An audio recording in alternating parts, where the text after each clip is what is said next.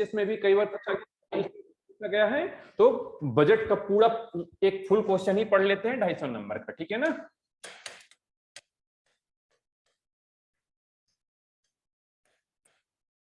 कल भूमिका बताए थे क्या बजट का? चलिए भूमिका लिख लेंगे, ठीक है। इसके प्रकार को बताएंगे।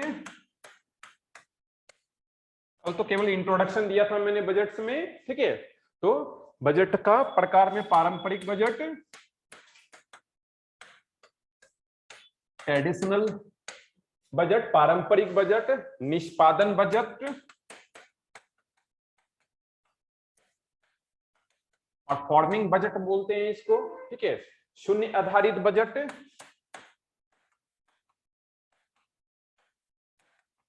शून्य आधारित बजट, जीरो बेस बजट, ठीक है। इसके बाद आउटकम बजट, आउटकम बजट,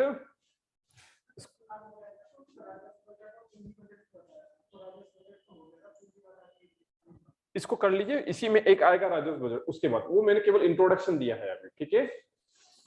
शून्य आधारित बजट, आउटकम बजट, हिंदी में भी इसको ऐसे ही लिखते हैं आउटकम बजट को, आउटकम बजट, जेंडर बजट, लैंगिक बजट।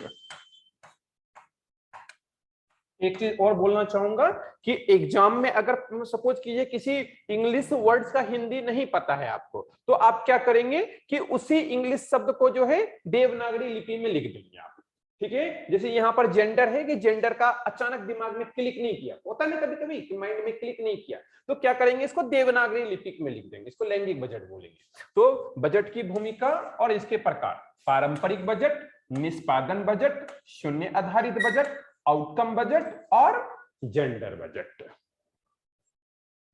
Gender budget.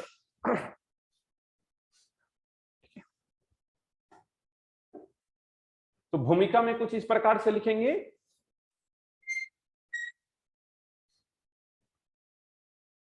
इसको संसदीय व्यवस्था से जोड़कर लिखेंगे, ठीक है, कि Westminster, Westminster, Westminster का मतलब होता है कि ब्रिटेन के संविधान से लिया गया, ठीक है। वेस्टमिंस्टर मॉडल पर आधारित हमारी संसदीय व्यवस्था में, हमारी संसदीय व्यवस्था में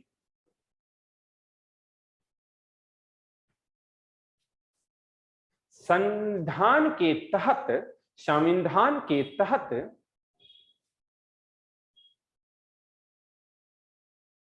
चुने गए प्रतिनिधियों को, चुने गए प्रतिनिधियों को आय और व्यय, आय और व्यय लेने का फैसला दिया गया है, या लेने का फैसला लेने का अधिकार दिया गया है, फैसला लेने का अधिकार दिया गया है।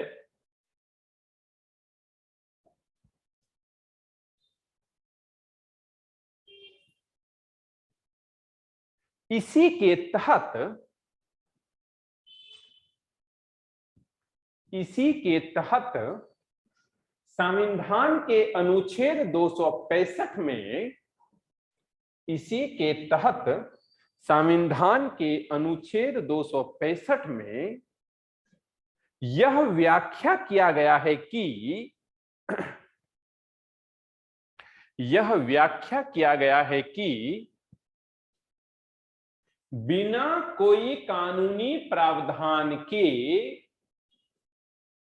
बिना कोई कानूनी प्रावधान के ना तो कर लगाया जा सकता है, बिना कोई कानूनी प्रावधान के ना तो कर लगाया जा सकता है, और ना ही, और ना ही कर की उगाही किया जा सकता है।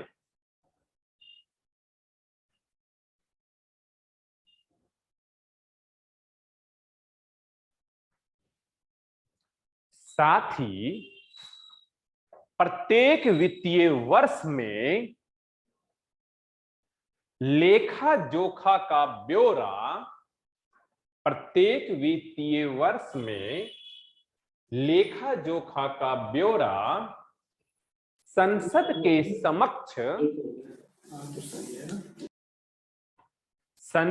के समक्ष रखा जाना अनिवार्य है।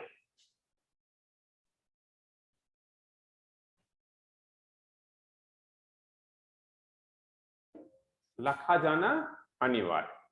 प्रत्येक वित्तीय वर्ष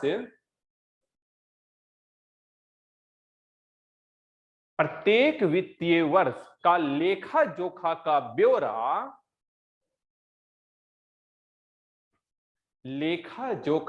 ब्यौरा फरवरी माह में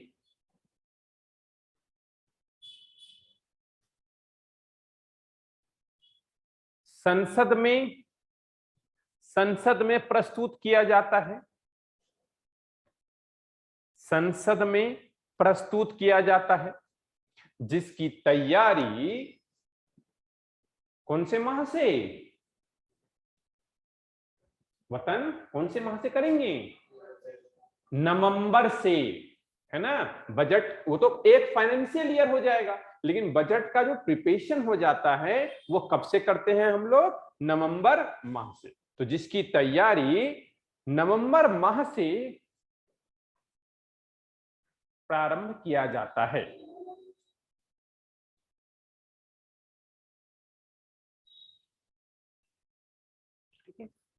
लेखा जोखा का ब्यौरा प्रस्तुत करने के लिए, लेखा जोखा का ब्यौरा प्रस्तुत करने के लिए 3 आधार बनाए जाते हैं।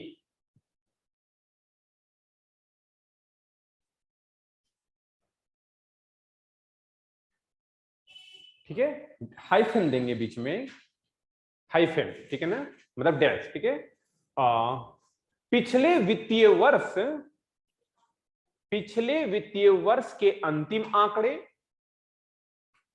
पिछले वित्तीय वर्ष के अंतिम आंकड़े, कोमा, चालू वित्त वर्ष के संशोधित आंकड़े, चालू वित्त वर्ष के संशोधित आंकड़े,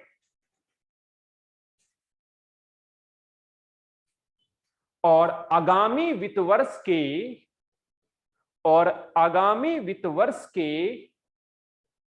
प्रस्तावित, आगामी वित्त वर्ष के प्रस्तावित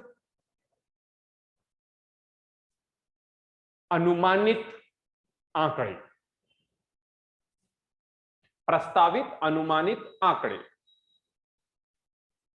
ठीक है, तो पैराग्राफ चेंज करेंगे।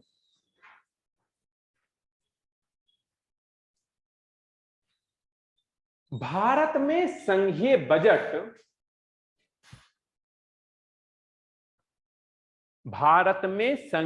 बजट को 2 स्तर पर प्रस्तुत किया जाता रहा है, आम बजट और रेलवे बजट।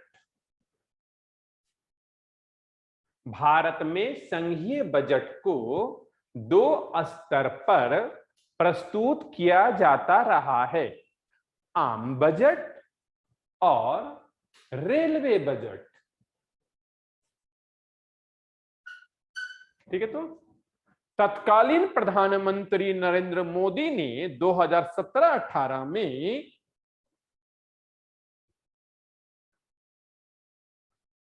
तत्कालीन प्रधानमंत्री माननीय नरेंद्र मोदी जी ने 2017-18 में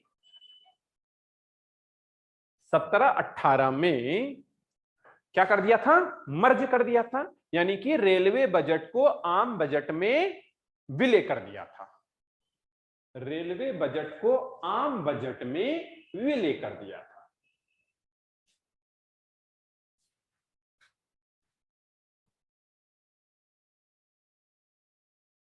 ठीक है, एक ब्रैकेट देंगे।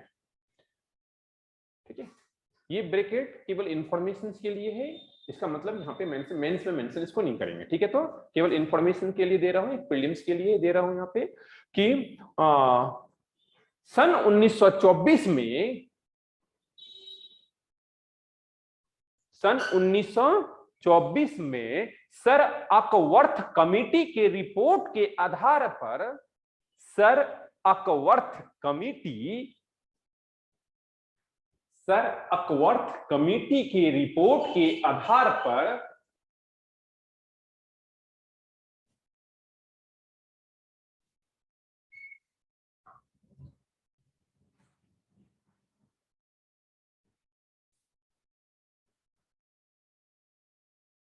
केंद्रीय बजट और रेलवे बजट को अलग अलग प्रस्तुत किया गया था, ब्रैकेट बंद। रेलवे बजट को अलग अलग प्रस्तुत किया जा रहा था।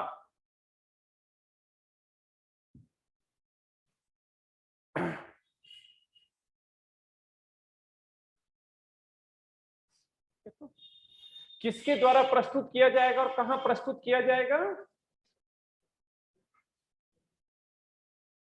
अरे अब कहां प्रस्तुत किया जाएगा? सर वित्त मंत्री द्वारा लोकसभा में। बिल्कुल सही है ना। और क्या बजट को पारित करने के लिए जो रिपोर्ट बना के देता है वो कौन देता है? किसके आधार पर बजट तैयार किया जाता है? कौन कौन देगा? बजट बनाने का आधार कौन देगा? लोक लेखा समिति तो बाद में आएगा ना। कैग के रिपोर्ट के आधार पर, है ना। कैग क्या करेगा? पूरा ऑडिट करेगा, ऑडिट करने का पूरा ब्यौरा देगा। वो 2 कॉपी बनाएगा, एक कॉपी देगा राष्ट्रपति जी को, एक कॉपी देगा लोकसभा जी के अध्यक्ष को, ठीक है। लोकसभा के अध्यक्ष राष्ट्रपति, ठीक है, मशवरा करेंगे और सौंपेगा वित्त मंत्री को, और फिर वित्त मंत्री आकर राष्ट्रपति की अनुशंसा पर आदेश के साथ में लोकसभा में उसको क्या कर देंगे? पारित कर देंगे। तो एक नॉर्मल क्वेश्चन अगर छोटे स्तर के एग्जाम में पूछा जाएगा कि बजट का आधार क्या है, तो क्या बोलेंगे उसको? केग के रिपोर्ट के बेसिस, ठीक है। तो ड्राफ्टिंग पे तो उसी में लिख लेंगे, केवल एक लाइन में लिख लेंगे कि वित्त मंत्री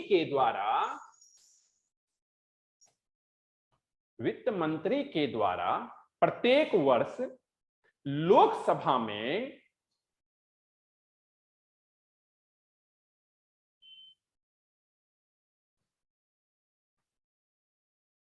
बजट प्रस्तुत किए जाते हैं।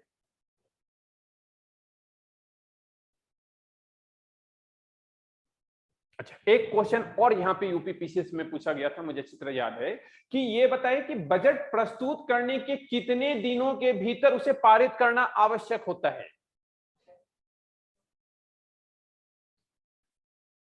ध्यान सुनिए, बजट प्रस्तुत करने के कितने समय के बाद उसे बजट पारित करना अनिवार्य होता है? विदिन 75 डेज, यानी कि 75 दिनों के अंदर क्या करना होता है? उन्हें पारित करना होता है। इसको भी ब्रैकेट में लिख लीजिए, है ना। ब्रैकेट का मतलब प्रीलिम्स के लिए इंफॉर्मेशन जा रहा है आपका, ठीक है। तो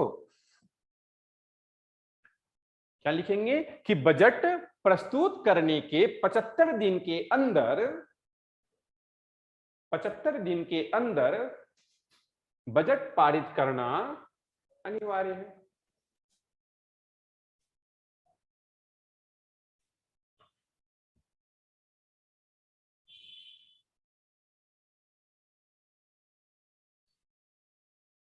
ठीक है, तो पैराग्राफ चेंज करेंगे और इस प्रकार से एक यहां पे लिखेंगे बजट के प्रकार, ठीक है। तो और जो मैंने अभी बजट के प्रकार में आपको बताया वो 5 इधर को लिख दीजिए, एक डायग्राम बन जाएगा। याद तो है ना? चलिए करेंगे, प्रॉपर नोट्स बन जाएगा।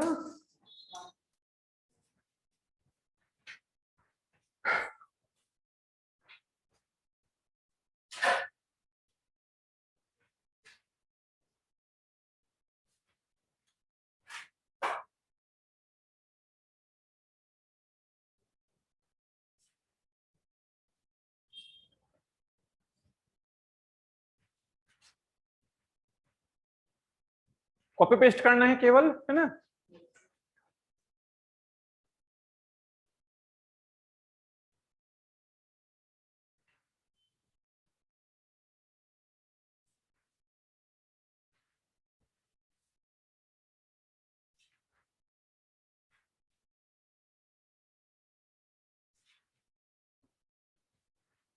ठीक है, तो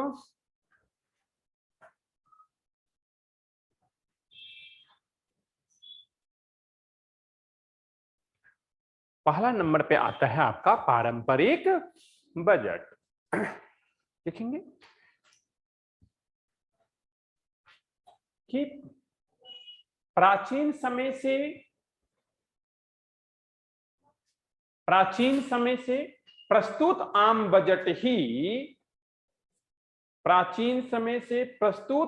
बजट ही पारंपरिक बजट कहलाता है। पारंपरिक बजट कहलाता है।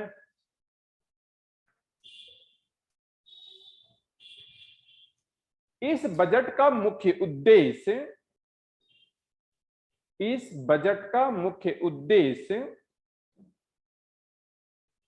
विधायिका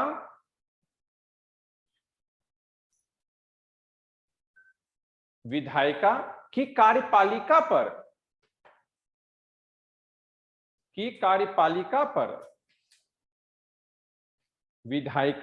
कार्यपालिका पर वित्तीय नियंत्रण स्थापित करना है।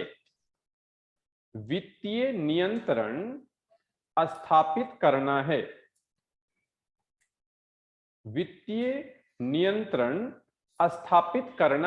है। इसके अनुसार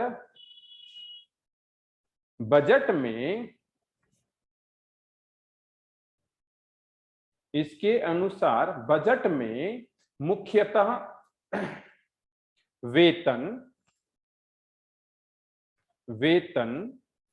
मजदूरी, उपकरण,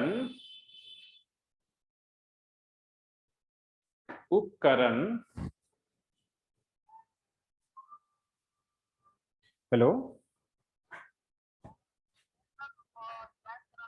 हाँ अभी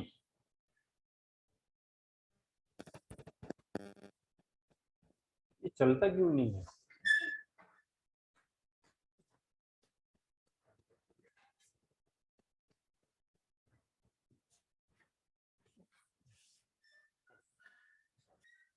तो क्या लिख रहे थे?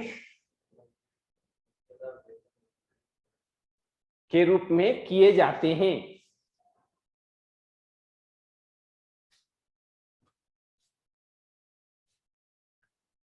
कालांतर में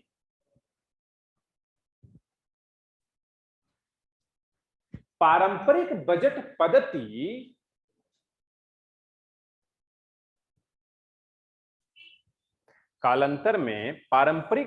पद्धति का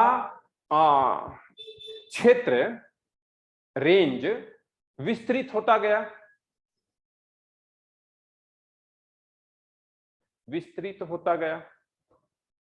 ठीक है। दूसरा जो बजट आता है वह कौन सा बजट है आपका? निष्पादन बजट। निष्पादन बजट का मतलब क्या है? सपोज कीजिए, एक उदाहरण देता हूं। आज आपको क्या करना है? खाना बनाना है, चिकन चावल बनाना है। ध्यान से समझिएगा, ठीक है। चिकन चावल बनाने के लिए क्या करना है कि आपने क्या किया कि लिखा 200 रुपए किलो चिकन, 100 रुपए किलो चावल वगैरह वगैरह, 500 रुपए का बजट बनाया।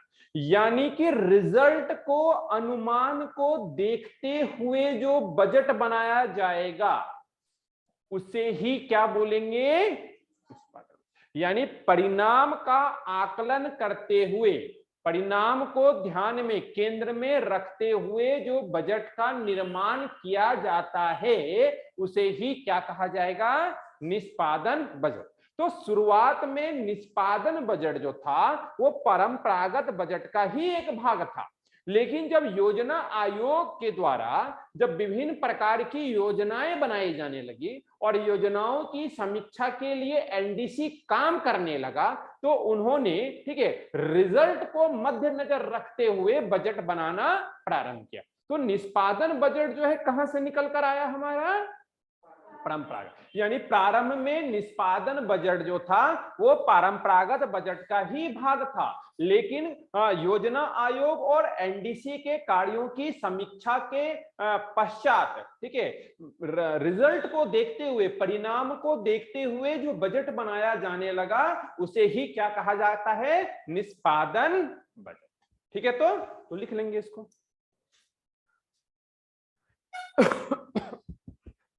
कि प्रारंभ में निष्पादन बजट, प्रारंभ में निष्पादन बजट परंपरागत बजट का ही, परंपरागत बजट का ही एक भाग था, एक भाग था। योजना आयोग के द्वारा बनाए गए बजट को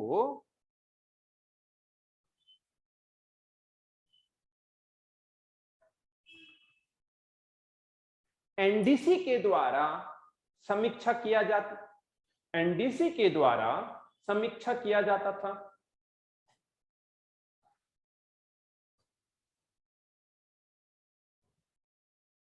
मतलब राष्ट्रीय विकास परिषद ना के द्वारा समीक्षा किया जाता था। ठीक है, तो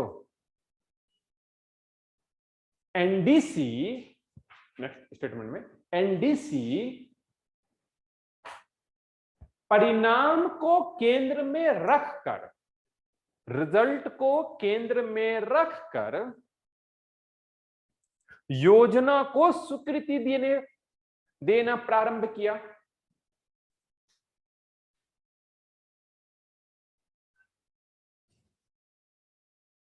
इस प्रकार से परिणाम उन्मुखी बजट की संकल्पना प्रारंभ हुआ। इस प्रकार से परिणाम उन्मुखी, यानी परिणाम को देखते हुए परिणाम उन्मुखी बजट की संकल्पना प्रस्तुत किया गया, प्रारंभ हुआ, उदय हुआ, उदय हुआ।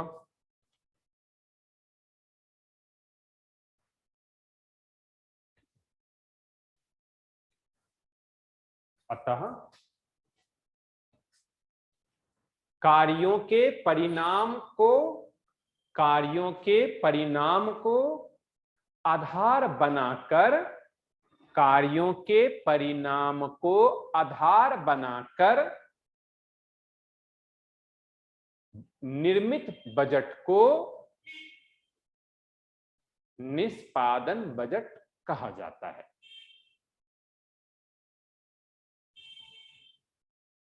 वर्तमान में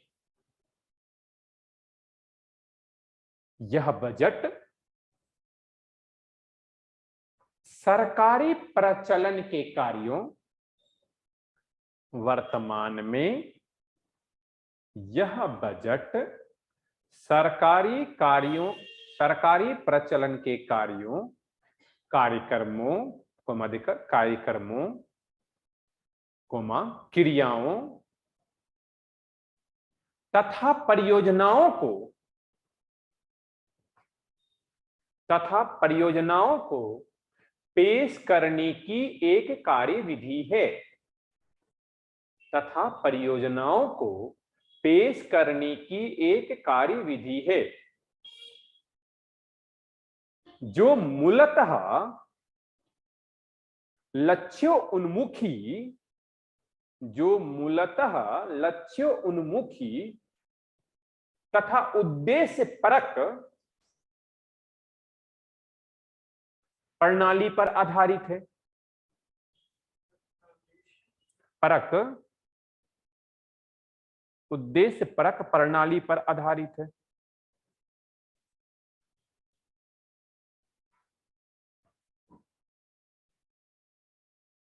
जिसमें केवल संगठनात्मक,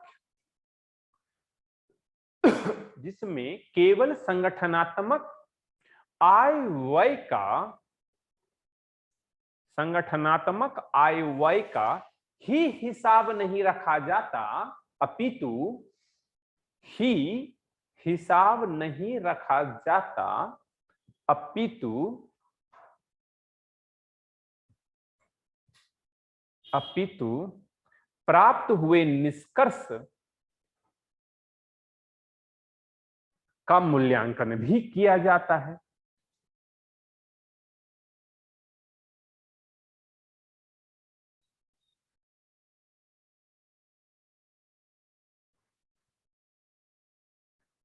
सारांशतः यह कहा जा सकता है कि सारांशतः यह कहा जा सकता है कि इस प्रकार का बजट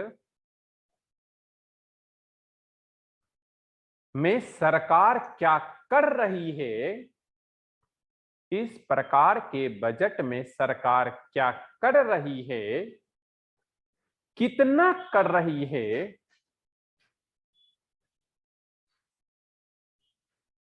कितना कीमत पर कर रही है,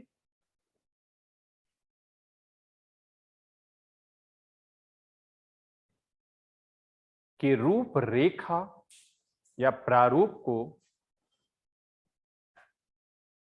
बनाया जाता है। ठीक है, तो नोट करके लिख लेंगे प्रीलिम्स के दृष्टिकोण से कि ये जो बजट था सबसे पहले संयुक्त राज्य अमेरिका में प्रस्तुत किया गया था। ठीक है, तो लिख लेंगे कि निष्पादन बजट का सर्वप्रथम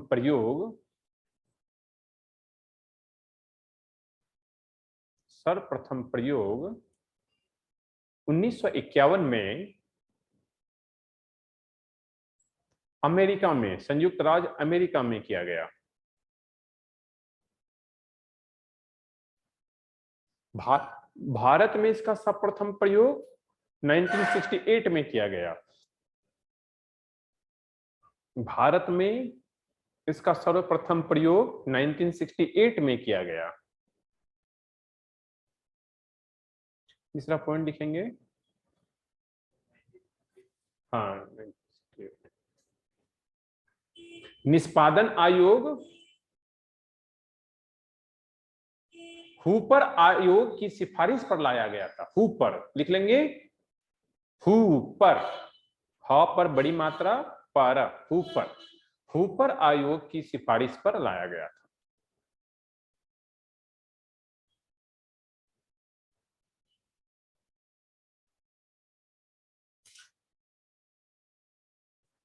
ठीक है, तो नेक्स्ट कौन सा है आपका?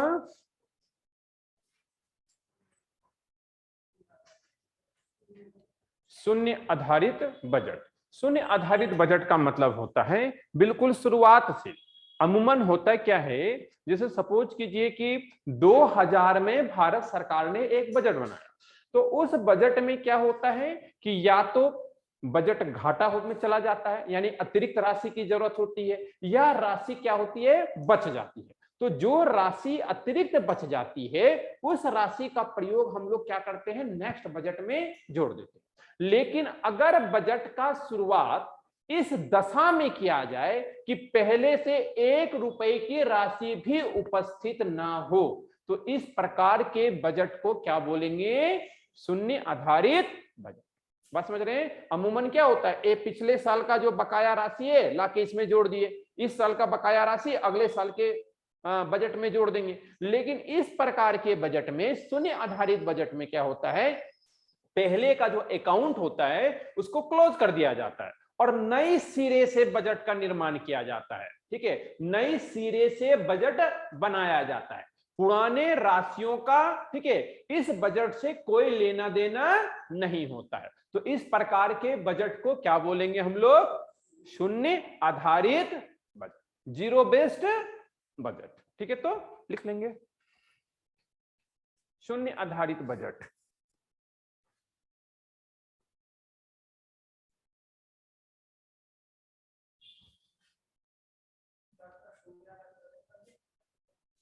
पहले वाले भारत में जो बजट बनाया जाता है ना वो निष्पादन बजट। ना।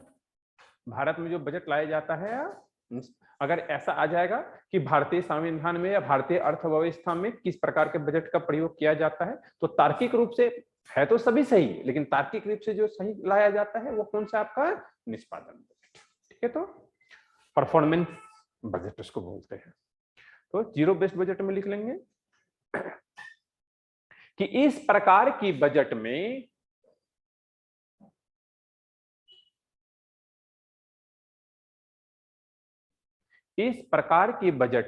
नए सिरे से प्रारूप तैयार करके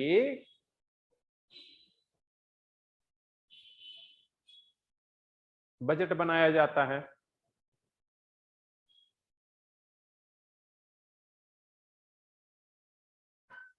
ठीक है, पुराने बजट की बकाया राशि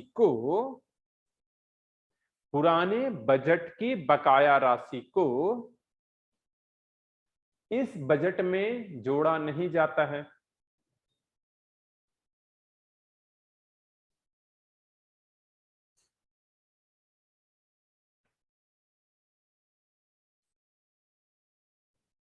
अर्थात प्रत्येक सिरे पर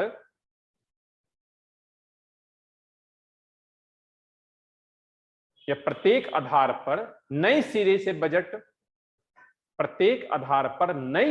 बजट तैयार किया जाता है।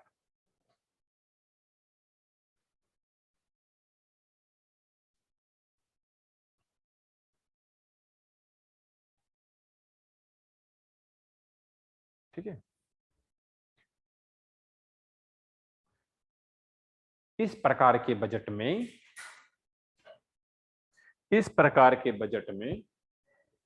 संगठन द्वारा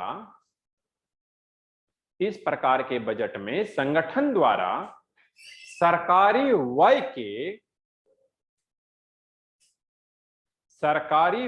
के प्रत्येक तथ्यों पर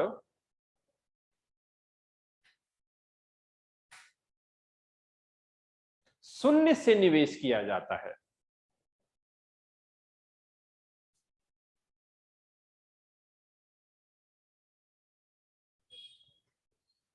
ठीक है, पैराग्राफ चेंज करेंगे। भारत में इस बजट की शुरुआत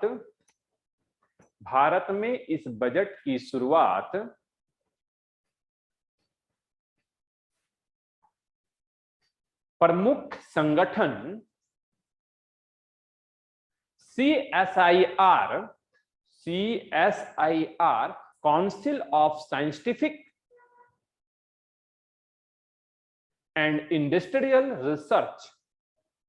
CSIR क्या होता है मैं बताऊं आपको। जब आप लोग ह्यूमैनिटी के साथ नेट देते हैं, उसी प्रकार जब साइंस सब्जेक्ट के साथ आप नेट देते हैं तो उसको कौन कंडक्ट कराता है? यही कराता है, CSIR कराता है। तो CSIR जो है साइंस का एक डिपार्टमेंट है, मंत्रालय है, जिसमें नए नए शोध और रिसर्च होते रहते हैं।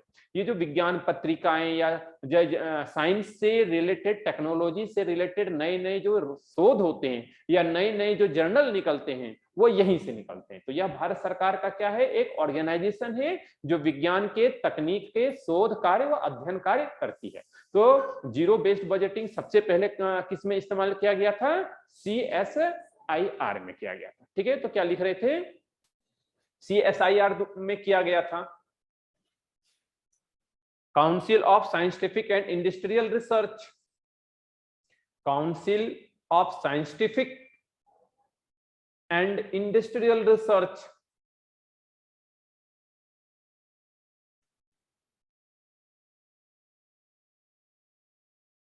बाद में केंद्र सरकार के सभी मंत्रालय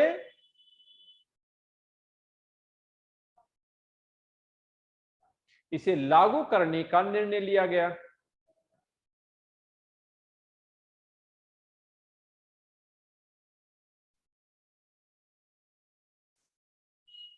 परंतु आज तक यह बजट, यानी कि शून्य आधारित बजट, परंतु आज तक यह बजट पूर्ण रूपेण लागू नहीं किया गया, पूर्ण रूपेण लागू नहीं किया जा सका, पूर्ण रूपेण लागू नहीं किया जा सका, अपितु बल्कि आंशिक रूप से ही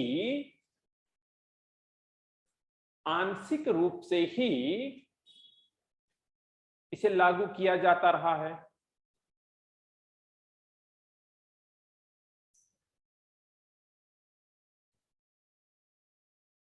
इसे लागू किया जाता रहा है। ठीक है, तो जीरो बेस बजट। उसके बाद क्या है? आउटकम बजट, है ना। आउटकम बजट क्या है?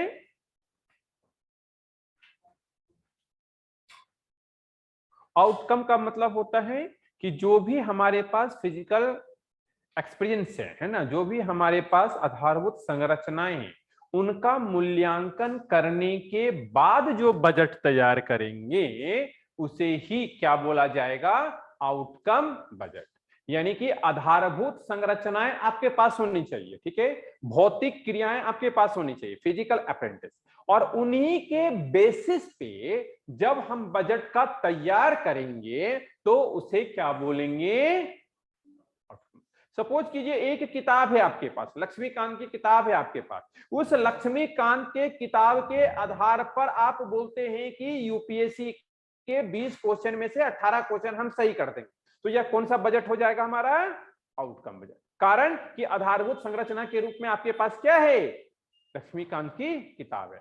तो जब सरकार क्या करती है कि अपने पास जो संसाधन है, जो आधारभूत संरचना है, जो फिजिकल अप्रेंटिसेस है, उनके बेसिस पे, ठीक है, उनको केंद्र में रखकर जब बजट की रूपरेखा तैयार किया जाता है, बजट का ड्राफ्टिंग किया जाता है, तो ऐसे बजट को ही क्या बोलेंगे?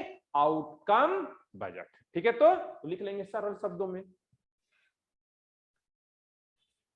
आउटकम बजट कि जब किसी राष्ट्र के संसाधनों के मूल्यांकन कर, जब किसी राष्ट्र के संसाधनों का मूल्यांकन कर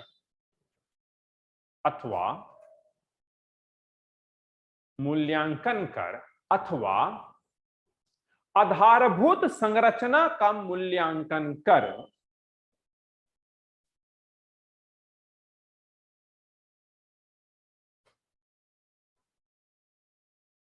बजट की रूपरेखा तैयार किया जाता हो,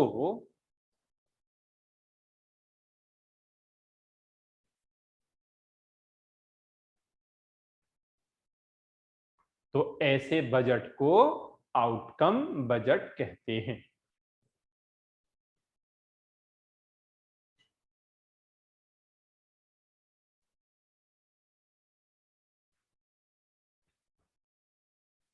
ठीक है, बताइए मुझे कि अगर क्वालिटीज की बात करें, यानी कि हमारे पास संसाधन है, हमारे पास आधारभूत संरचना है, ठीक है, हमारे पास जो है भौतिक कारक है, ठीक है, इनके बेसिस पर हम लोगों ने क्या किया है? रूपरेखा तैयार किया है, और रूपरेखा तैयार किया है यानी बजट बनाया है, ड्राफ्ट किया है। तो ये बताइए, क्या बजट के बीच में हमें राशि की और अधिक राशि की जरूरत पड़ेगी इसमें? सपोज कीजिए ये संसाधन वगैरह है, इन सबों के बेसिस पे आपने एक ड्राफ्ट किया, और वो ड्राफ्ट जो है 1 लाख का है, ठीक है, या 4 लाख का ये ड्राफ्ट है, ठीक है। तो अब आपने काम करना स्टार्ट कर दिया इस पे, ठीक है। क्या बीच में अतिरिक्त राशि की जरूरत पड़ेगी क्या इस पे? नहीं पड़ेगी। क्यों? क्योंकि हमने संसाधनों का आकलन करने के बाद ही बजट बनाया। बस समझ रहे हैं? तो भारत के मंत्रालय के द्वारा कुछ ऐसे बजट का वर्गीकरण किया जाता है ताकि उसको रूपरेखा तैयार करने से लेकर कार्यान्वित होने तक एक ही बार में बजट बना दिया जाता है, बीच में अतिरिक्त राशि की जरूरत ना पड़े। समझ रहे हैं? तो ऐसे बजट क्या हो कहला जाएंगे हमारे आउटकम बजट। ठीक है, तो बीच में अतिरिक्त राशि की जरूरत ना पड़े, संचित कोष का बार बार प्रयोग करना ना पड़े। ठीक है, तो हमारे पास जो भी संसाधन है, जो भी आधारभूत संरचनाएं हैं, जो भी भौतिक कारक है, उसको आधार बनाकर जब बजट की रूपरेखा बनाया जाता है और उसे कार्यान्वित किया जाता है, तो इस बीच में अतिरिक्त संचित कोष का प्रयोग ऐसे बजट में नहीं किया जाता है, यानी वन टाइम से ही इसमें संचित कोष का प्रयोग किया जाता है। ठीक है, तो दूसरा गुणवत्ता युक्त होगा। यहाँ पे एक ही बार में अगर बन जाएगा तो गुणवत्ता युक्त होगा कि नहीं होगा? ऐसे नहीं कि अभी बनाए 1 लाख बनाए, फिर 1 लाख की जरूरत पड़ गई, अब संचित कोष से निकलेगा नहीं निकलेगा, आधा पुल बना आधा वैसे ही रह गया, पुल तो नहीं बना, गुणवत्ता युक्त हुआ, 10 साल के बाद फिर से बजट आया, तब तक तो वो पुल जर्जर हो चुका होगा। समझ रहे हैं? तो इस प्रकार के बजट का 2 लक्ष्य, एक तो बार बार संचित कोष का प्रयोग ना किया जाए, अतिरिक्त राशि की जरूरत ना किया जाए, और दूसरा गुणवत्ता युक्त वस्तुओं का क्या किया जा सके, उत्पादन किया जा सके, निर्माण किया जा सके। ठीक है, तो लिख लेंगे दोनों को ही कि ज्ञातव्य है कि इस प्रकार की बजट में खर्च किए जाने वाले राशि का निर्धारण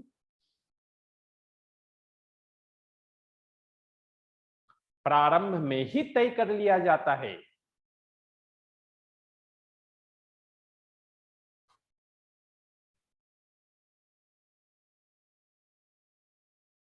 ताकि बिना किसी लेट लतीफे के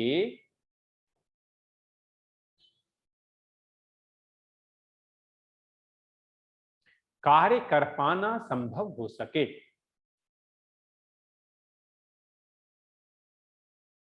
कार्य कर पाना संभव हो सके।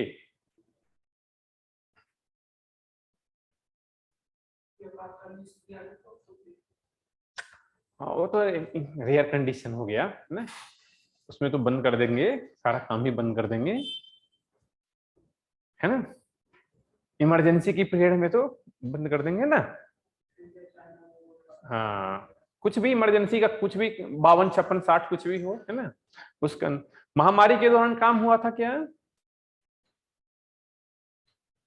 पैंडेमिक के दौरान काम हुआ था, सरकारी काम हुआ था, सरकारी काम हो रहा था। पैंडेमिक के दौरान आप देखेंगे हरिद्वार का, जब मैं पहले हरिद्वार को देखा तो कुछ नहीं था, और जब पैंडेमिक के 2 साल के बाद देखा तो हरिद्वार का कायाकल्प बदल गया। एनएच वेनएच दिल्ली रूपरेखा, है ना, सब बढ़िया बन गया, ऑल वेदर रोड बन गया, ऋषिकेश का वो जो टनल वनल था काफी कुछ बन गया। इसका मतलब है कि पैंडेमिक के दौरान भी गवर्नमेंट का वर्क जो चल रहा था। पर अगर इमरजेंसी की सिचुएशन आ जाए, जैसे कि वित्तीय संकट की स्थिति आ गया, या फिर वॉर की कंडीशन आ गया, अशांति की स्थिति आ गया, तो उस परिस्थिति में कार्य को क्या कर दिया जाता है, रोक दिया जाता है। ठीक है, तो एक लाइन इसमें और लिख लेंगे कि इस प्रकार के बजट में गुणवत्ता युक्त कार्य संभव हो पाता है।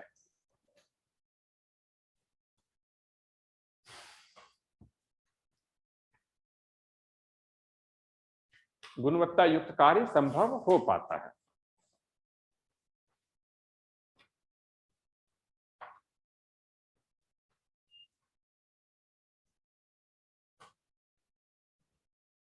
ठीक है, तो लास्ट क्या बचा?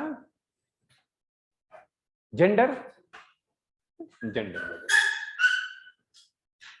जेंडर बजट क्या है? सामान्य सा है ना, नाम से ही जैसे पता चल पा रहा है। इसमें क्या किया गया था, इस संकल्पना को सबसे पहले जो इम्प्लीमेंट किया वह था ऑस्ट्रेलियन गवर्नमेंट। और ऑस्ट्रेलियन गवर्नमेंट ने क्या कहा कि किसी भी राष्ट्र का विकास तभी पॉसिबल है जब वहां के प्रत्येक समुदाय में जो महिलाएं हैं या जो बाल है बच्चे हैं, उनका अगर बराबरी से विकास नहीं किया जाए, उनका बराबरी अगर योगदान ना हो, तब तक राष्ट्र का विकास संभव नहीं है।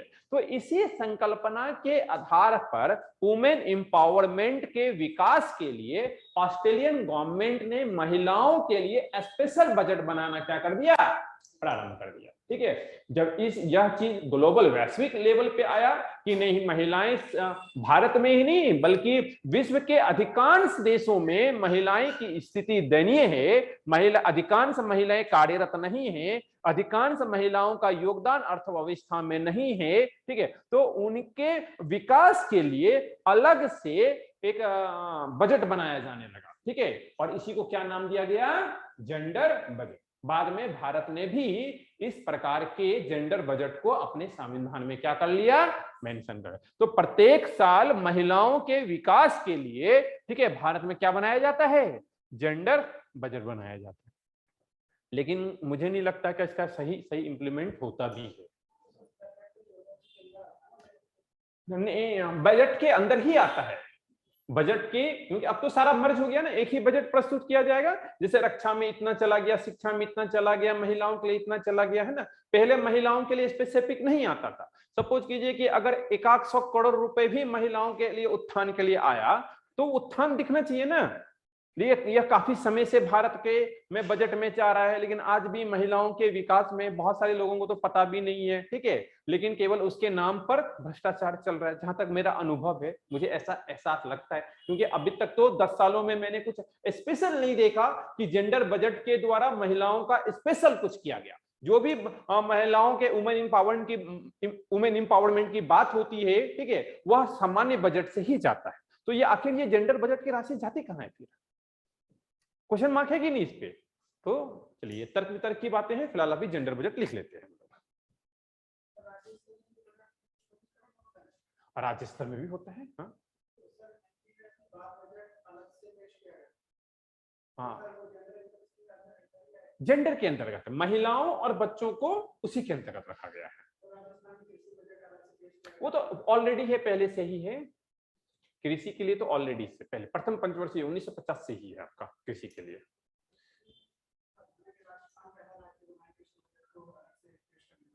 अलग से अगर ऐसा होगा तो जो सामान्य बजट है राज्य सरकार का, उनसे डिफरेंट होगा फिर, है ना, उनसे डिफरेंट होगा। मैं तो सभी मुद्दे होते हैं, ये तो केवल वो वाली बात है, बच्चों को लॉलीपॉप देने वाली बात हो गई कि पहले था, ठीक है, पहले उसी में था, अलग दे दिए, नाम केवल अलग कर दिए, है ना। किसान लोग खुश, वोट बैंक मिल गया, अरे मोदी सरकार, है ना। तो थोड़ा सा अमाउंट बढ़ा दिया जाएगा, यही तो होगा, है ना। अभी मैंने एक न्यूज में पढ़ा था, न्यूज पाने के लिए भारत में एक कौवा और एक मुर्गा चाहिए, है ना। आप सत्ते में कहा, एमपी में हुआ या कहाँ पे हुआ, कुछ ऐसा ही पढ़ रहा था। तो मतलब भारतीय चुनाव की स्थिति का अगर मैं बात करूं तो बहुत ही शोचनीय है, अभी भी सब में है, लगभग सभी जगह है। हमारे झारखंड में तो और भी ज्यादा 2 कदम आगे है ना। चलिए तो लिख लेंगे इसको, जेंडर बजट को।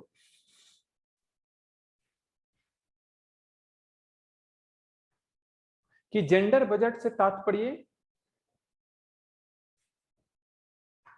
महिलाओं के विकास, कल्याण, महिलाओं के विकास, कल्याण और सशक्तिकरण से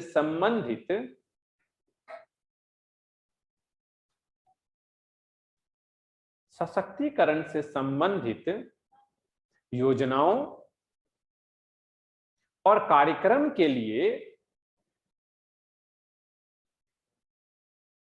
सशक्तिकरण से संबंधित योजनाओं और कार्यक्रम के लिए प्रतिवर्ष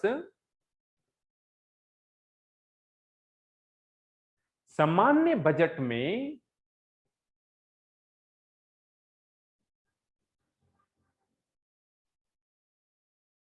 एक निर्धारित राशि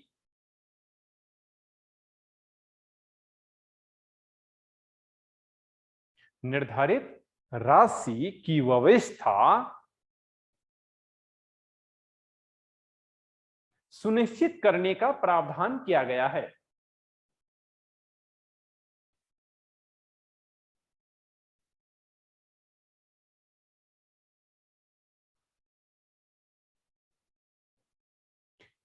विश्व में सर्वप्रथम जेंडर बजट प्रस्तुत करने वाला देश कौन था? ऑस्ट्रेलिया।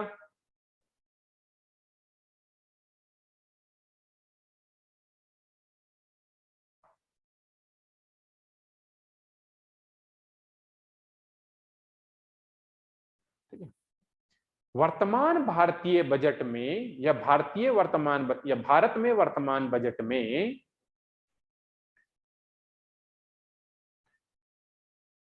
महिलाओं से संबंधित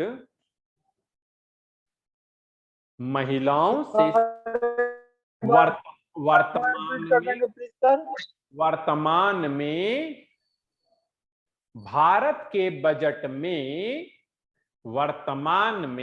भारत के बजट में महिलाओं से संबंधित तमाम कार्यक्रम और कल्याणकारी योजनाओं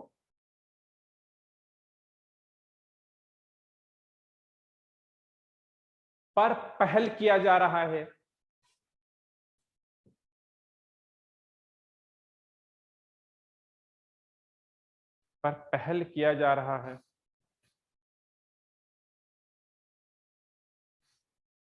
ताकि या जिससे कि महिलाओं का उत्थान हो सके।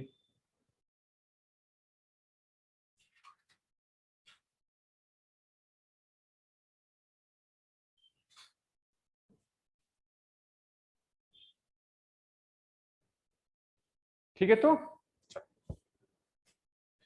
अब जो है एक फ्लो चार्ट ड्रॉ करेंगे। तो फ्लो चार्ट कुछ इस प्रकार से है।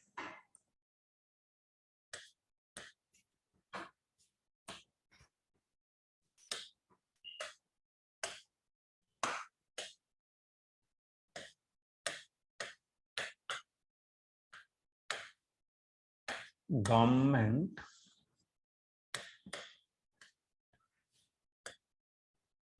एक बड़े से पेज में थोड़ा सा, ठीक है। एक और लिखेंगे हम लोग कैपिटल बजट,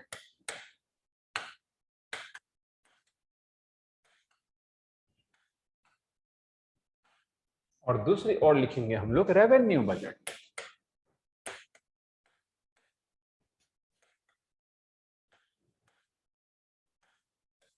कैपिटल बजट और revenue budget.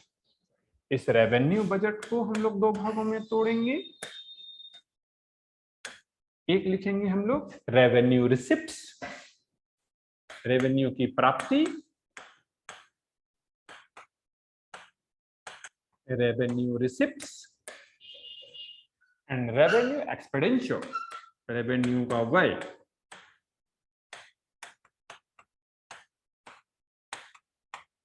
Revenue expenditure, revenue का खर्च। रेवेन्यू रिसिप्ट्स में से tax receipts,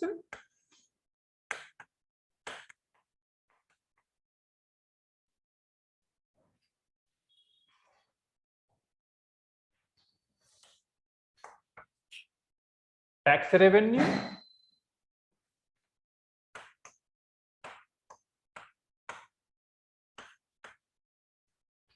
tax revenue, non tax revenue, non tax revenue, non tax revenue. Tax revenue के अंतर्गत हम लोग लिखेंगे direct tax and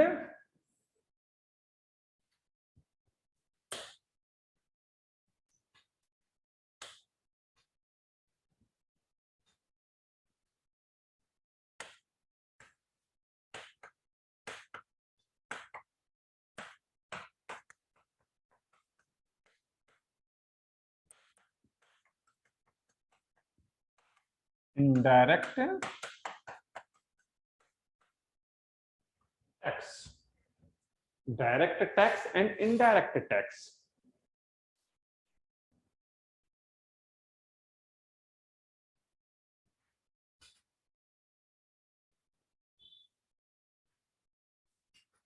revenue expenditure में भी आप इसको बांट सकते हैं, plan revenue expenditure,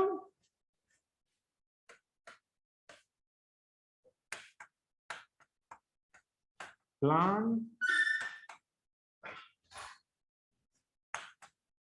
revenue expenditure,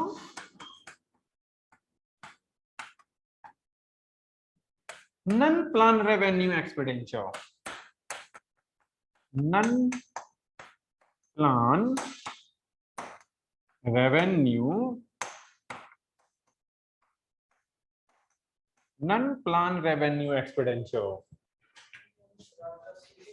हाँ, योजनागत व्यय, गैर योजनागत व्यय, ठीक है ना, इसको क्या बोलेंगे, योजनागत व्यय। अभी इंग्लिश में लिखिए, फिर हिंदी में समझा देते हैं सभी चीजों को।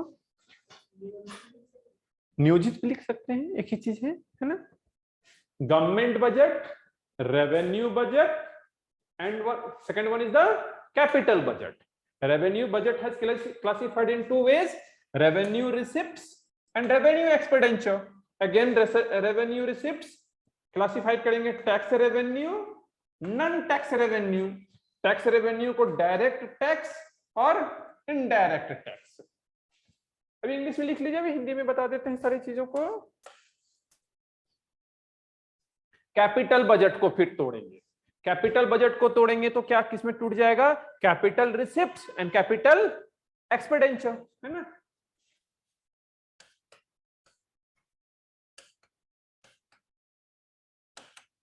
कैपिटल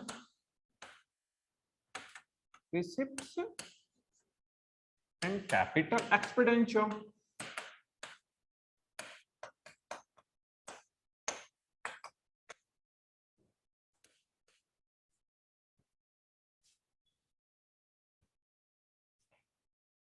अगेन कैपिटल एक्सपेंडिचर को आप लोग लिख सकते हैं plan capital expenditure and non plan capital expenditure.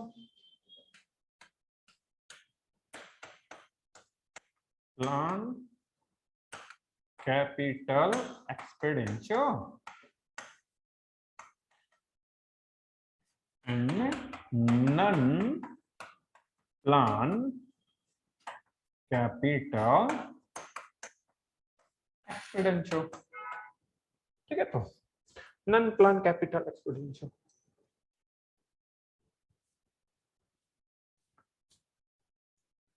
Government budget में revenue budget, capital budget. Revenue budget को revenue receipts, revenue expenditure. Revenue receipts को tax revenue, non tax revenue. Tax revenue को direct tax, indirect tax. Revenue expenditure को plan revenue expenditure, non plan revenue expenditure. Capital budget को capital receipts and capital expenditure. Capital expenditure को plan capital expenditure and second one is the non plan capital expenditure.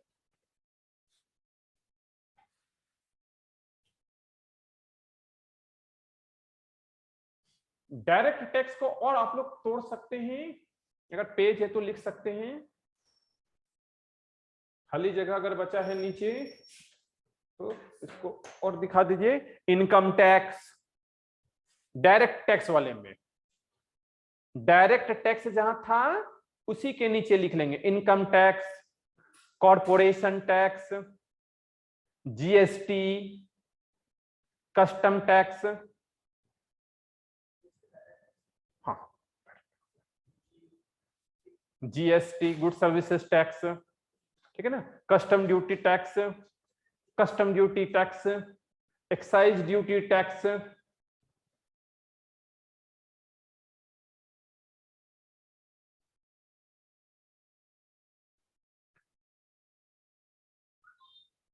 और non direct taxes में क्या लिख सकते हैं हम लोग, इंटरेस्ट रिसिप्ट्स, ब्याज की अदायगी, इंटरेस्ट रिसिप्ट्स, डिविडेंड्स। अभी सब समझाएंगे क्या है ये सारे शब्द। डिविडेंड्स, डिविडेंड्स, DIVI लिखिए, DIVI DENDS। शेयर मार्केट में नहीं लगाते हैं, एक लगाते हैं इक्विटी मार्केट में, एक लगाते हैं डिविडेंड्स में। डिविडेंड्स में क्या होता है कि सपोज कीजिए 100 रुपया लगाया, 100 रुपया पे 10 रुपए का ब्याज मिला, तो 100 रुपया पे अलग ब्याज मिलेगा, 10 रुपए पर अलग ब्याज मिलेगा। अब उस 10 रुपए पर जो ब्याज मिलेगा 5 रुपए, उस 5 रुपए पर फिर अलग ब्याज मिलेगा। तो अलग अलग कैटेगरी में जो ब्याज मिल रहा है उसी को हम लोग क्या बोलते हैं, बाय पार्ट्स। इक्विटी मार्केट में क्या होता है, 1 लाख रुपया लगाया, 1 लाख रुपए पे टोटल ब्याज एक साथ मिल गया। डिविडेंड्स में क्या होता है, बाय पार्ट्स मिलता जाता है।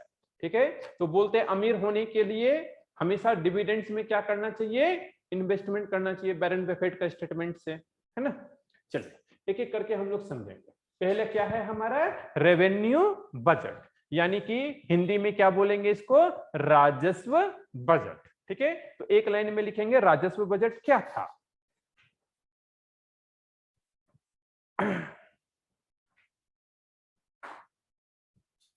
राजस्व बजट क्या है, तो राजस्व बजट का मतलब होता है कि सरकार को कर के द्वारा या गैर कर के द्वारा, यानी कि सभी प्रकार के स्रोतों के द्वारा जो आय की प्राप्ति होती है उसी को क्या बोलेंगे हम लोग, राजस्व बजट।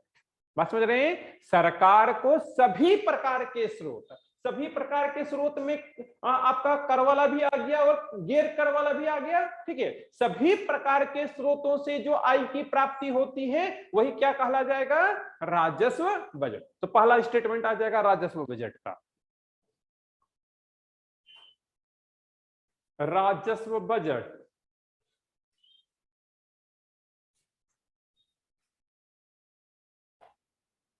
कि सरकार को सभी प्रकार के स्रोतों से, मदों गैर मदों, कर गैर कर से प्राप्त आय को राजस्व बजट कहा जाता है।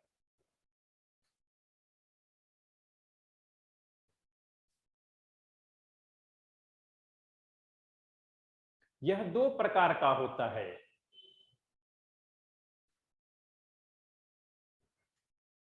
राजस्व प्राप्तियां और राजस्व व्यय, revenue receipts and revenue expenditure.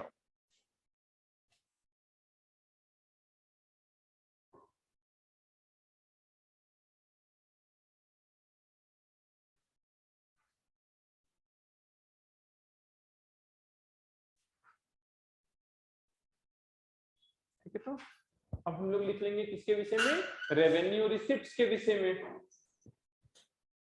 Revenue receipts के विषय में।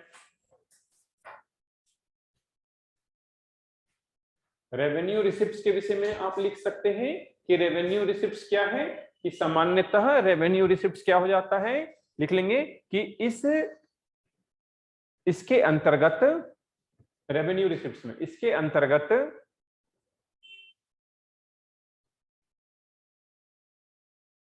सामान्य वित्तीय वर्ष के बजट को रखा जाता है।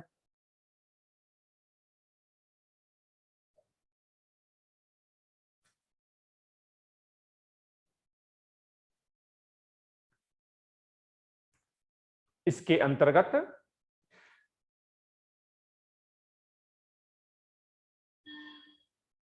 आय के उन स्रोतों को शामिल किया जाता है, इसके अंतर्गत आय के उन स्रोतों को शामिल किया जाता है जिसके बदले में कोई भुगतान नहीं करना होता है, जिसके बदले में कोई भुगतान नहीं करना होता है, जैसे कि करों से प्राप्त आय। अगर आपने सरकार को टैक्स दिया तो सरकार क्या उसके बदले में कोई और कहीं चुकाएगी, तो नहीं चुकाएगी, भुगतान नहीं करेगी। तो करों से प्राप्त आय, सार्वजनिक उपक्रम द्वारा अर्जित लाभ, सार्वजनिक उपक्रम द्वारा अर्जित लाभ, सरकारी उधारों पर प्राप्त ब्याज, सरकारी उधारों पर प्राप्त ब्याज।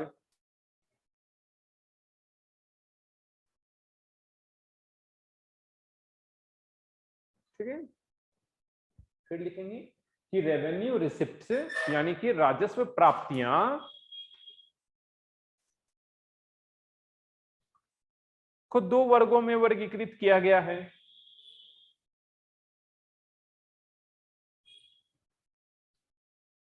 ए नंबर में लिखेंगे कर राजस्व की प्राप्तियां, tax revenue receipts, tax revenue receipts and non tax revenue receipts. कर राजस्व की प्राप्तियां और गैर कर राजस्व की प्राप्तियां। गैर कर राजस्व की प्राप्तियां, tax revenue receipts, non tax revenue receipts.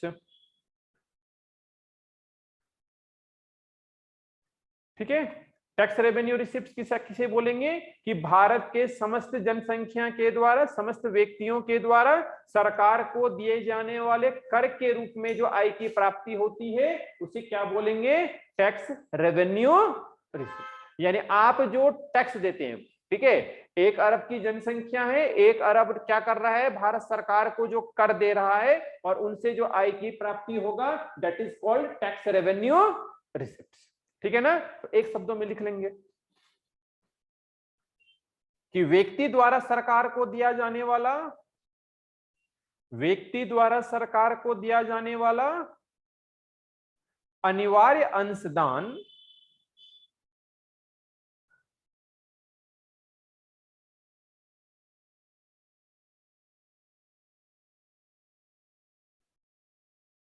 Tax revenue receipts कहलाता है, कर राजस्व की प्राप्तियां कहलाता है, टैक्स रेवेन्यू रिसिप्ट्स कहलाता है।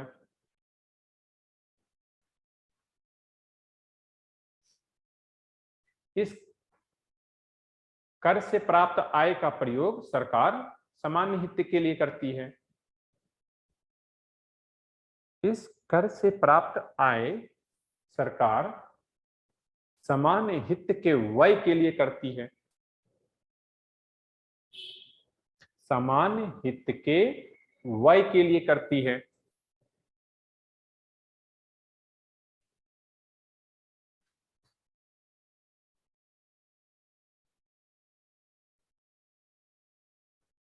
ठीक है, तो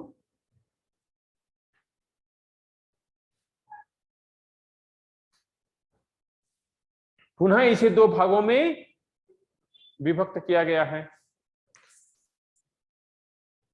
पुनः इसे 2 भागों में विभक्त किया गया है। कौन कौन सा, प्रत्यक्ष कर और अप्रत्यक्ष कर, direct tax and indirect tax, प्रत्यक्ष कर और अप्रत्यक्ष कर।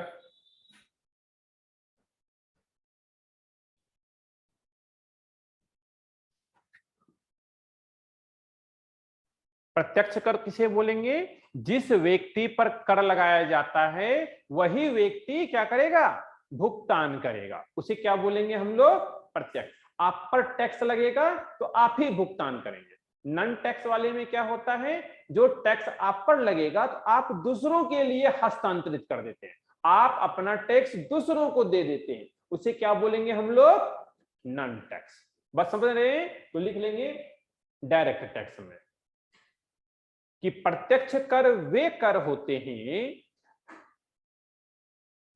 प्रत्यक्ष कर वे कर होते हैं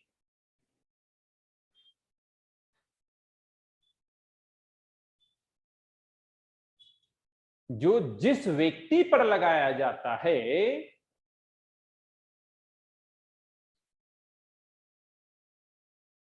कर का भुगतान भी वही करता है।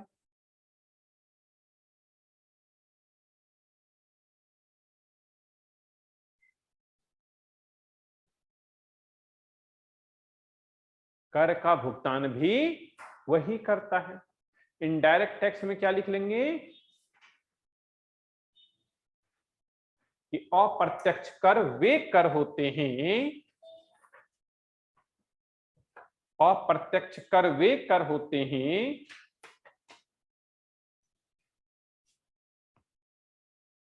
जिस पर कर का भार हस्तांतरित कर दिया जाता है।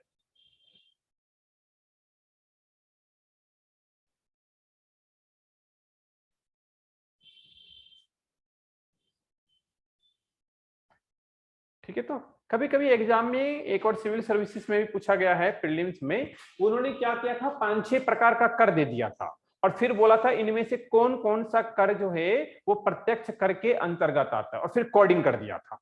बात समझ रहे हैं? तो कौन कौन सा कर प्रत्यक्ष कर के अंतर्गत आता है उनको लिख लीजिए।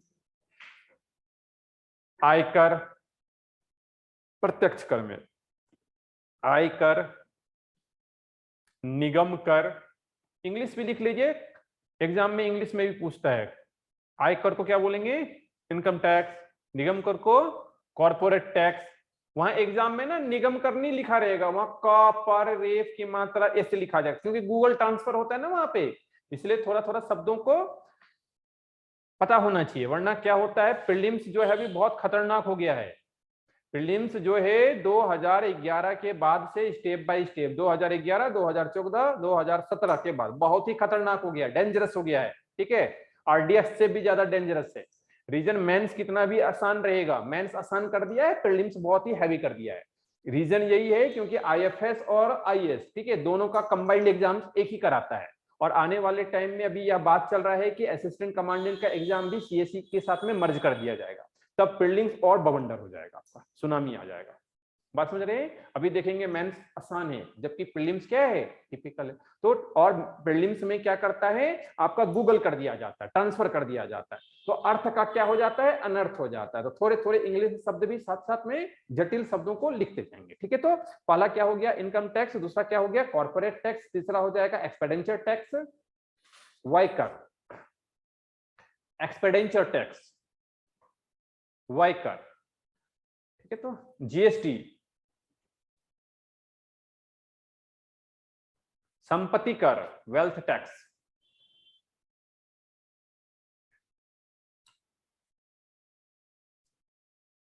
पूंजी लाभ कर, कैपिटल गेन टैक्स,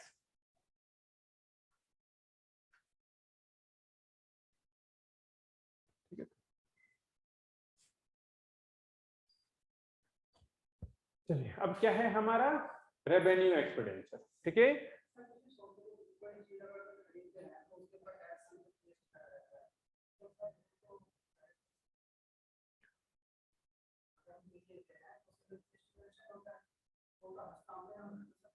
तो जो व्यक्ति बना के उसको मार्केट में ला रहा है तो वो भी तो पे कर रहा है ना उसके लिए।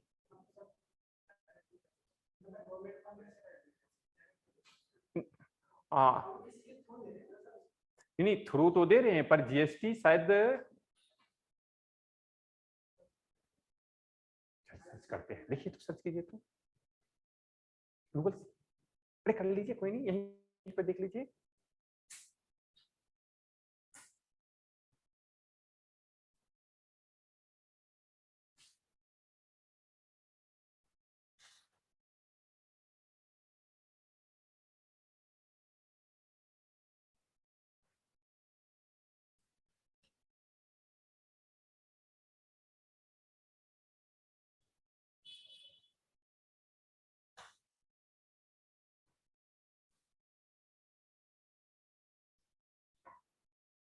लिखिए जीएसटी, डायरेक्ट टैक्स और इनडायरेक्ट टैक्स। देखो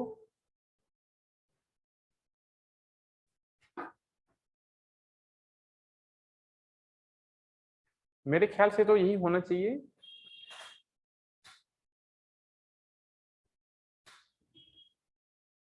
एक बार कंफर्म हो लीजिए, है ना। पानी की बोतल है।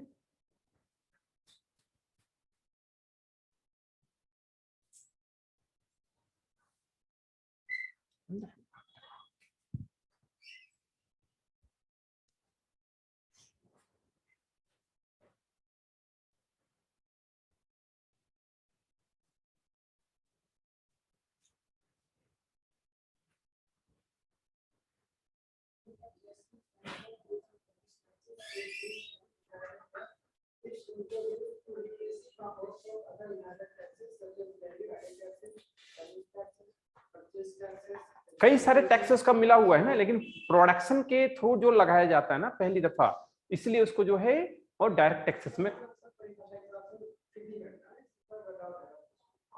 थोड़ा सा घर पर है, मैं बताऊंगा जीएसटी का कॉन्सेप्ट थोड़ा सा है ना। उसमें क्या होता है, जैसे सपोर्ट कीजिए कि एक स्टेट है, एक सट बनाया, उत्तराखंड ने एक सट बनाया, ठीक है। अब उत्तराखंड ने सट बनाया तो उस सट पे तो उत्तराखंड का टैक्स लगा। अब वो सट चला गया एमपी में बेचने के लिए, तो एमपी के गवर्नमेंट भी उसको टैक्स दे रही है, और जो व्यक्ति परचेज कर रहा है वो भी उस पर टैक्स पे कर रहा है। ये था आपका जीएसटी, यानी कि हर स्टेप पे, ठीक है, एक टैक्स लगाया जा रहा है। तो प्रारंभिक, हाँ, अलग से इसकी जरूरत थी नहीं, ठीक है, लेकिन सरकार को बेनिफिशियल के लिए, अपने के ज्यादा बनाने के लिए, है ना। ये बिल्कुल वही है जो राजतंत्र पे पहले लगाया जाता था, विभिन्न प्रकार के कर की उगाही, है ना। तो मोदी जी हमारे विभिन्न प्रकार के कर की उगाही के रूप में जाने जाएंगे, नहीं।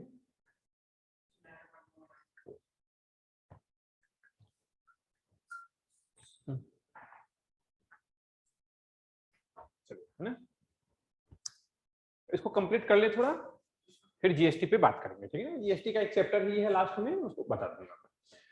क्या था हमारा दूसरा, क्या पढ़ेंगे हम लोग अभी, रेवेन्यू एक्सपेंडिचर, है ना। रेवेन्यू एक्सपेंडिचर का मतलब होता है कि सरकार के पास जितना भी राजस्व की प्राप्ति हुआ, ठीक है, वह कहां कहां जाएगा, कितना खर्च होगा, उसी को हम लोग क्या बोल देंगे, रेवेन्यू एक्सपेंडिचर। यानी कि सरकार को विभिन्न क्षेत्रों से जो आय की प्राप्ति हुआ, उसको विभिन्न क्षेत्रों में हम लोग क्या कर देंगे, बजट के रूप में जब हम लोग पारित कर देंगे, तो वही क्या कहला जाएगा, रेवेन्यू एक्सपेंडिचर। रक्षा विभाग में 1 लाख रुपए, पढ़ाई में 10,000 रुपए, ठीक है, कृषि में 50,000 रुपए। तो अलग अलग सेक्टर में जो गया वही क्या कहला गया, हमारा रेवेन्यू एक्सपेंडिचर कहला गया, ठीक है ना, रेवेन्यू एक्सपेंडिचर कहला गया। अब रेवेन्यू एक्सपेंडिचर दो प्रकार का, पहला हो गया क्या, प्लान रेवेन्यू एक्सपेंडिचर, और दूसरा क्या हो गया हमारा, non plan. Plan revenue expenditure का मतलब हुआ जब योजना बनाकर बजट, ठीक है, जब योजना बनाकर व्यय किया जाता है उसे क्या बोलेंगे हम लोग, प्लानिंग एक्सपेंडिचर। और बिना प्लानिंग किए हुए, सपोज कीजिए आपदा आ गया, ठीक है, उड़ीसा के तट पे चक्रवात आ गया और वहां जो तटीय शहर था वो पूरा तरह उजड़ गया, तो उसके लिए पुनः पुनर्वास के लिए सरकार क्या करेगी, व्यय करेगी। लेकिन वहां पर आप प्लानिंग तो नहीं किया था गवर्नमेंट ने, अचानक आ गया, तो इस प्रकार की व्यवस्था को हम लोग क्या बोलेंगे, नॉन प्लानिंग, ठीक है। लेकिन 2011 के बाद से प्लानिंग और नॉन प्लानिंग एक्सपेंडिचर को पूरी तरह से क्या कर दिया गया है, समाप्त कर दिया गया है, और इसके कॉन्सेप्ट को कहीं और जोड़ दिया गया है। बात समझ रहे हैं, 2011 से पहले अर्थव्यवस्था में प्लानिंग और नॉन प्लानिंग एक्सपेंडिचर की संकल्पना मौजूद थी, लेकिन 2011 के बाद, ठीक है, वित्त मंत्री ने योजनागत व्यय और गैर योजनागत व्यय की संकल्पना को समाप्त कर इसे दूसरे रूप में प्रस्तुत किया गया है, ठीक है। तो एक एक लाइन लिख लेंगे। प्लानिंग का मतलब हो गया योजना बनाकर किया जाने वाला व्यय, और नॉन प्लानिंग में क्या बोल देंगे, बिना योजना बनाकर किया जाने वाला व्यय, ठीक है ना। प्लानिंग रेवेन्यू एक्सपेंडिचर में लिख लेंगे योजनागत व्यय, योजना बनाकर किया जाने वाला, योजना बनाकर किया जाने वाला व्यय।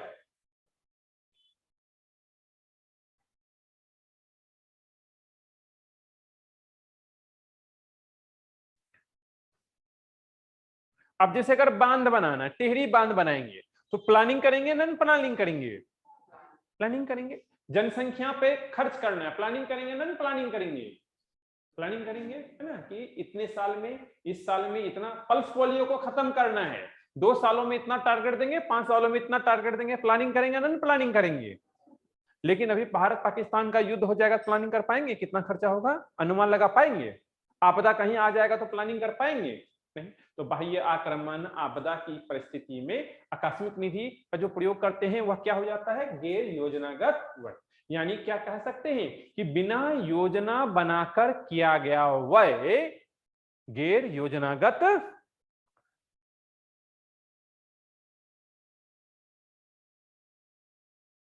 नन प्लानिंग रेवेन्यू एक्सपेंडिचर कहलाता है। नन प्लानिंग रेवेन्यू एक्सपेंडिचर कहलाता है।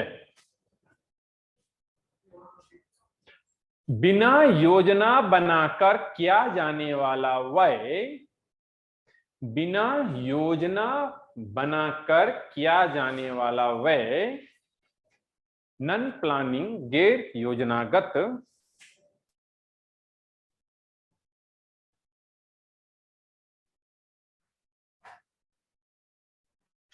ठीक है।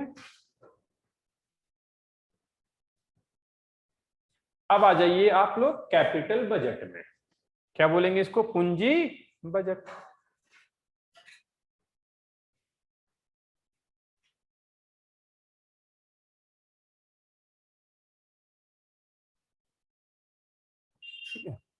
कि भारत सरकार का वैसा खाता जिसमें पूंजी आय और पूंजी व्यय का ब्यौरा होता है, उसे ही क्या बोलते हैं हम लोग? कैपिटल बजट, यानी कि पूंजी बजट।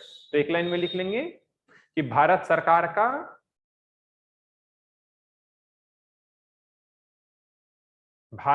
का पूंजी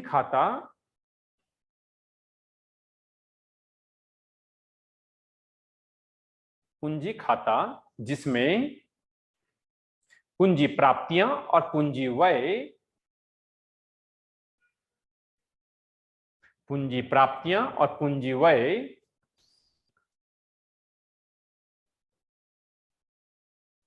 का ब्यौरा शामिल होता है।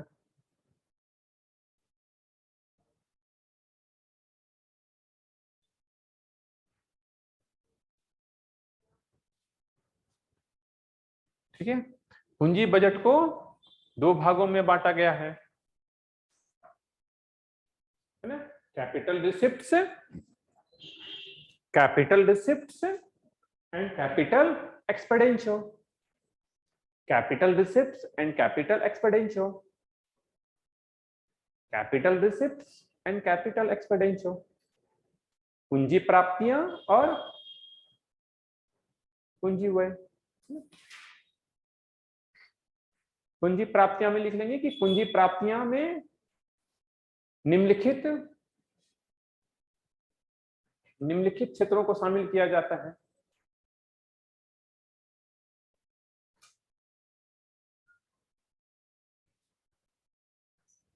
भविष्य निधि जमा,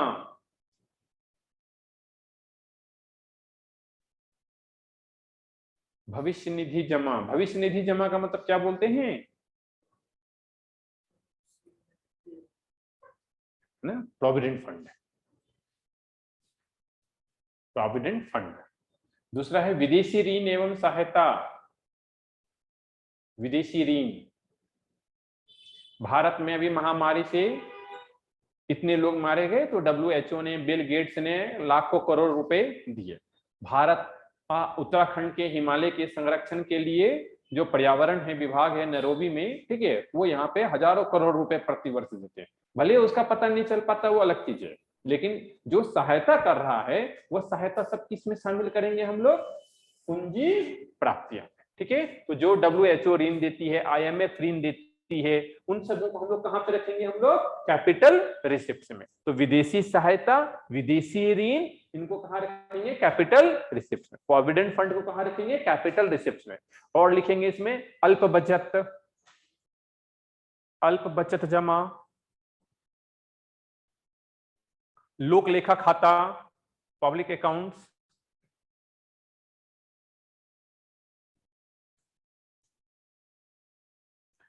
ठीक है, ऋण और अग्रिम की वापसी,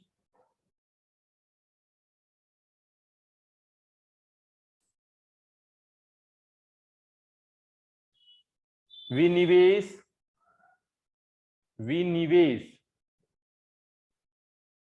इन्वेस्टमेंट, कैपिटल रिसिप्ट्स में आते हैं।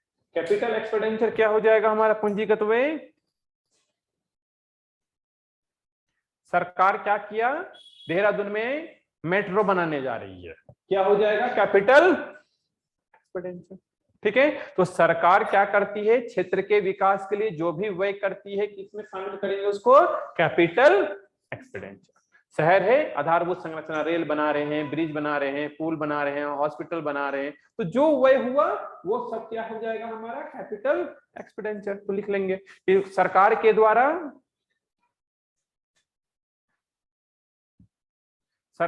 द्वारा वे भौतिक और वित्तीय परिसंपत्तियां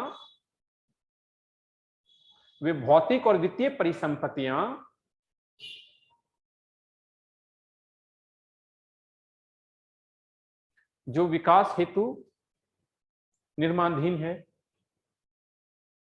पूंजीगत व्यय कहलाता है।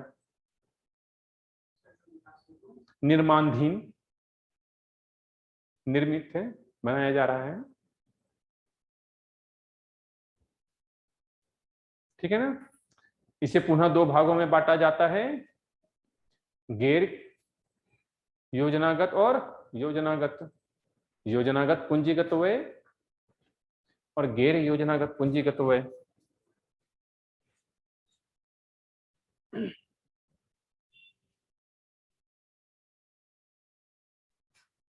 योजनागत व्यय के अंतर्गत तीन चीज, consolidated fund, consistency fund and public accounts fund.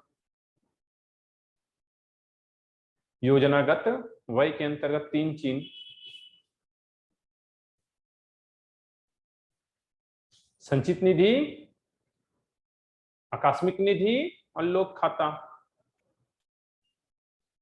संचित निधि कल बताए थे क्या सब, समेकित निधि, संचित निधि, है ना, consolidated fund, consistency fund and public accounts.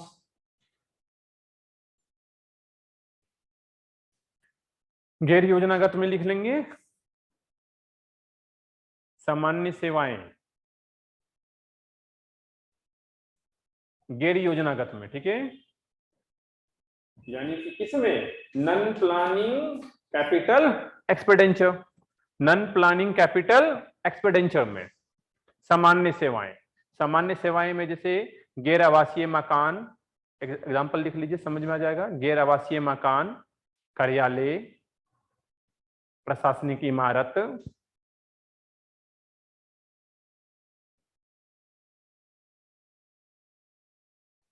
प्रतिरक्षा के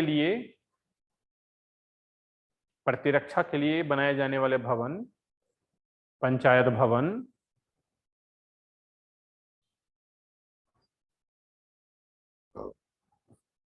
दूसरे नंबर में लिखेंगे सामाजिक और सामुदायिक सेवाएं, सामाजिक और सामुदायिक सेवाएं, इसमें स्कूल, अस्पताल, धर्मशाला, मंदिर, स्नानाघर, पार्क। मतलब समाज में अगर स्कूल खोलेंगे तो स्कूल, भारत सरकार स्कूल बना रही है तो वह तो किया ना, किसके लिए किया, समाज के लिए किया। स्नानाघर बना रहे हैं, शौचालय बना रहे हैं, पार्क बना रहे हैं, तो ये सब क्या हो गया, समाज के लिए बनाया जाने वाला खर्च है। तो इन सबों को लिख लीजिए, स्कूल, कॉलेज, धर्मशाला, मंदिर, मस्जिद, स्नानाघर, पार्क। सिनेमा घर होगा क्या,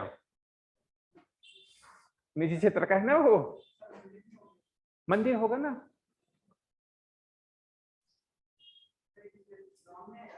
नन, हाँ इसमें नन कैपिटल वाला, इसमें तो तीन चीज आ गया ना आपका, इधर उधर तो नहीं लिखे, इसमें तीन चीज, consolidated, consistency and public accounts, ठीक है ना। नन प्लानिंग में चल रहा है अभी। आर्थिक सेवाएं में क्या हो जाएगा, पेट्रोल पंप लगाना, उद्योग लगाना, खनिज लगाना, उर्वरक कारखाना लगाना, ये सब आ जाएगा।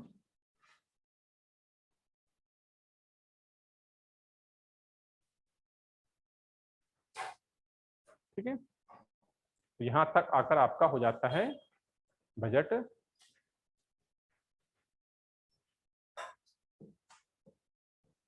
ठीक है, तो कल क्लास होंगी आपकी, आज से छुट्टियां, कल शायद धनतेरस कल से ही है ना, तो घर जाएंगे ना आप लोग सभी, घर नहीं जाएंगे। आप जिसका घर यही है वो क्या घर जाएंगे, क्यों, घर चले जाइए, थोड़ा फ्रेश होके आइए।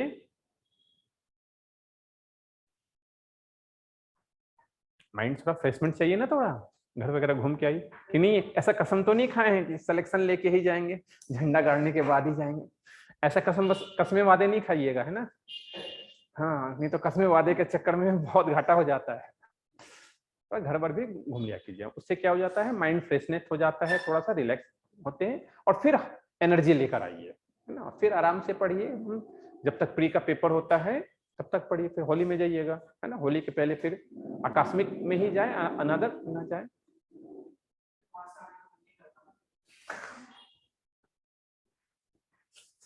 मतलब इतना ज्यादा होम सीखने से है। ठीक है, चलिए, तो बढ़िया से दिवाली मनाइए, हैप्पी दिवाली आप लोगों को, है ना? और समय मिले तो थोड़ा, हाँ, है ना, थोड़ा किताबों का अध्ययन कर लीजिए, ठीक है? तो